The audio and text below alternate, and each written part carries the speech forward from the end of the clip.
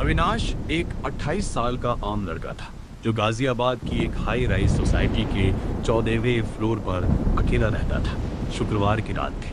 बाहर मौसम काफी खराब था। तेज हवाओं के साथ मूसलाधार बारिश हो रही थी।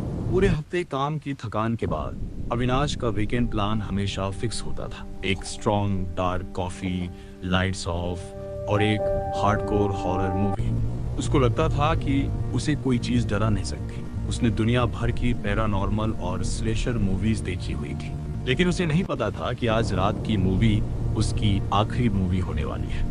रात के 11:30 बज चुके थे। उसने अपना होम थिएटर सिस्टम ऑन किया और डार्क वेब के एक फोरम से मिली एक पुरानी अनजान मूवी प्ले की जिसका नाम था the silent watcher. The silent watcher movie black and white थी। शुरुआत काफी स्लो थी। स्क्रीन पर एक अकेला आदमी अपने लिविंग रूम में बैठा टीवी देख रहा था। अविनाश अपने सोफे पर रिलैक्स होते हुए कॉफी पीने लगा और स्क्रीन पर फोकस करने लगा। लगभग 40 मिनट तक सब नॉर्मल रहा।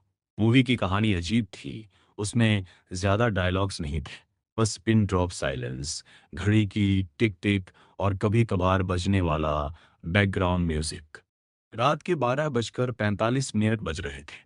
धीरे धीरे अविनाश को कुछ अजीब लगने लगा। मूवी में जो कमरा था उसकी सजावट बिल्कुल अविनाश के ड्राइंग रूम जैसी लग रही थी। वहीं दाईं तरफ एक बड़ी फ्रेंच विंडो, वहीं बाईं तरफ किचन का रास्ता और बीच में बिल्कुल वैसा ही एल शेप्ड सोफा। अविनाश थोड़ा हंसा। क्या इत्तेफाक है। तभी मूवी के किरदार ने अपनी कॉफी का मग साइड टेबल पर रखा। अविनाश ने भी ठीक उसी वक्त अपना खाली मग टेबल पर रखा था। एक पल के लिए अविनाश की हंसी गायब हो गई।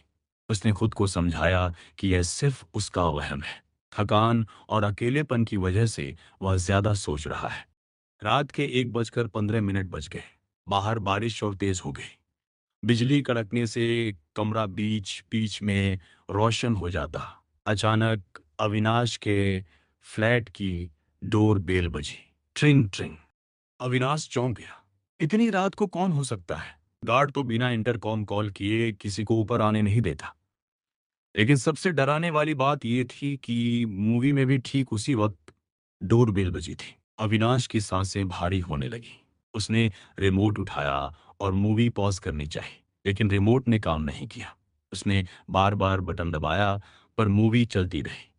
मूवी में जो किरदार था वो धीरे से अपने सोफे से उठा और दरवाजे की तरफ बढ़ने लगा। अविनाश अपने सोफे पर जमा हुआ था। उसकी हिम्मत नहीं हो रही थी उठने की।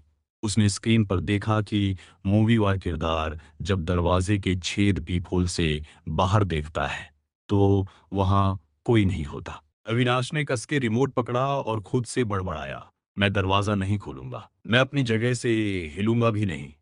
तभी टीवी स्क्रीन पर चल रही मूवी का किरदार अचानक पीछे मुड़ता है। वह अब एक्टिंग नहीं कर रहा था।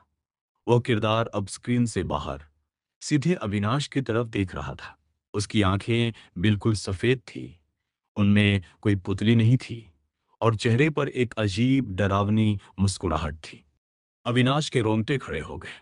कमरे का तापमान अचानक बर्फ जैसा ठंडा हो गया। उसके मुंह से सांस भाप बनकर निकलने लगी। टीवी स्क्रीन से आवाज आई, एक भारी फटी हुई आवाज जो पूरे कमरे में गूंज गई। अविनाश, तुमने दरवाजा क्यों नहीं खोला। अविनाश का दिल सीने से बाहर आने को हो गया। उसकी आंखें फटी की फटी रह गईं।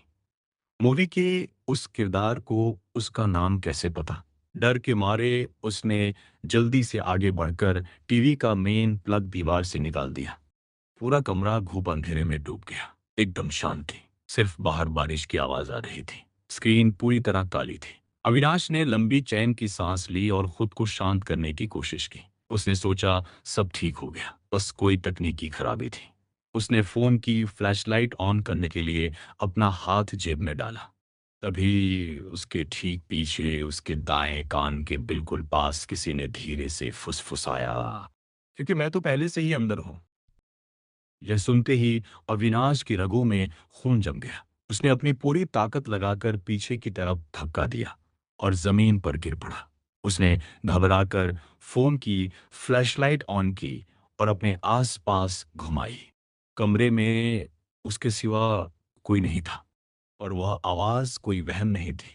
अविनाश समझ गया था कि इस फ्लैट में अब एक पल भी रुकना मौत को दावत देना है। बिना कुछ सोचे, बिना जूते पहने वह नंगे पैर दरवाजे की तरफ भागा। उसने झटके से फ्लैट का मेन डोर खोला और बाहर कॉरिडोर में निकल गया।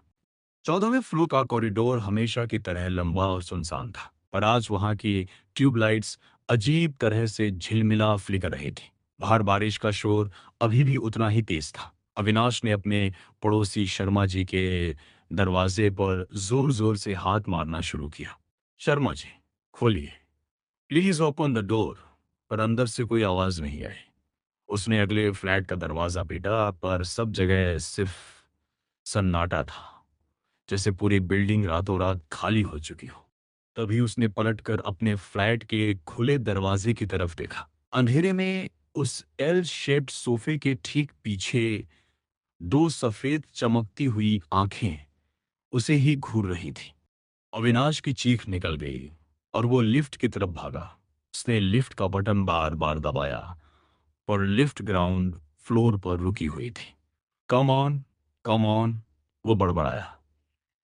पर जब उसने देखा कि अंधेरे में वो आकृति धीरे धीरे फ्लैट के दरवाजे की तरफ बढ़ रही है, तो उसने सीढ़ियों का रास्ता चुनना ही ठीक समझा। वो सीढ़ियों की तरफ भागा और तेजी से नीचे उतरने लगा।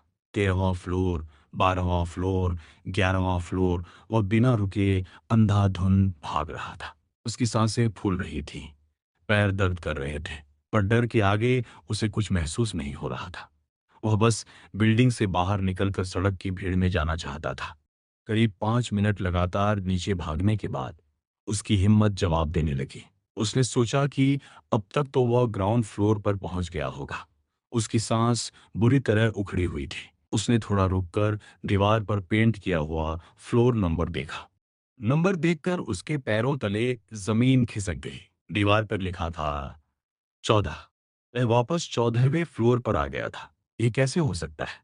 उसने सोचा, शायद घबराहट ने उसमें गलत देख लिया। वह वापस और तेजी से नीचे की तरफ भागा। लगातार 3 फ्लोर और उतरने के बाद उसने फिर नंबर देखा। वहां फिर से 14 लिखा था। वह एक भयानक लूप में फंस चुका था। तभी सीढ़ियों के बिल्कुल ऊपर से वही भारी और फटी हुई आवाज गूंजी, और इस बार उसमें एक डरावनी बुरी हंसी भी शामिल थी। ग्रेटर देन कहाँ जा रहे हो अविनाश? पिक्चर तो अभी बाकी है। Greater than. ऊपर से किसी के भारी कदमों की आवाज आने लगी। कोई धीरे धीरे सीढ़ियों से नीचे उतर रहा था। Tap tap tap tap. Avinash डर के मारे रोने लगा। उसके पास कोई और रास्ता नहीं था। वह भागकर वापस कॉरिडोर में आया। कॉरिडोर के एंड में सिर्फ एक फ्लैट का दरवाजा खुला था, उसका अपना फ्लैट। अंदर घुप अंधेरा था, और अब सीढ़ियों का भारी फायर डोर खुलने की आवाज आई। वह चीज अब कॉरिडोर में आ चुकी थी। अपनी जान बचाने का कोई और रास्ता न देखकर वह रोते हुए वापस अपने उसी अंधेरे फ्लैट में घुस गया और दरवाजा अंदर से लॉक कर दिया। वो दरवाजे से चिपक कर जमीन पर बैठ गया और अपने कान बंद कर लिए। अचानक फ्लैट के अंदर टीवी अपने आप ऑन हो गया, पर इस बार टीवी पर वो ब्लैक एंड वाइट मूवी नहीं चल रही थी। इस बार टीवी स्क्रीन पर अविनाश खुद दिख रहा था। स्क्रीन पर वही दृश्य था। अविनाश दरवाजे से चिपका हुआ जमीन पर बैठा रो रहा है। अविनाश को समझ नहीं आ रहा था कि उसकी ये लाइव रिकॉर्डिंग कहाँ से हो रही है। तभी स्क्रीन वाले अविनाश के ठीक पीछे अंधेरे से वही सफेद आंखों वाला चेहरा निकला। स्क्रीन पर उस चेहरे ने अपना लंबा सड़ा हुआ हाथ आगे बढ़ाया और अविनाश के कंधे पर रख दिया। असली दुनिया में भी ठीक उसी वक्त अविनाश को अपने कंधे पर एक ठंडा बर्फ जैसा हाथ महसूस हुआ। उसके बाद गाजियाबाद की उस हाई राइज बिल्डिंग में किसी ने अविनाश को दोबारा कभी नहीं देखा।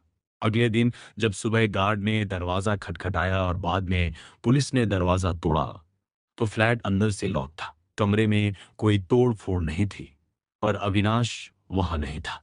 टीवी चल रहा था और उसकी स्क्रीन पर एक नई ब्लैक एंड व्हाइट मूवी रुकी हुई थी, जिसमें एक नया किरदार अपने ड्राइंग रूम में अकेला बैठा दरवाजे की तरफ देख रहा था, और उस किरदार का चेहरा बिल्कुल अविनाश जैसा था। अविनाश अब हमेशा के लिए द साइलेंट वॉचर का हिस्सा बन चुका था।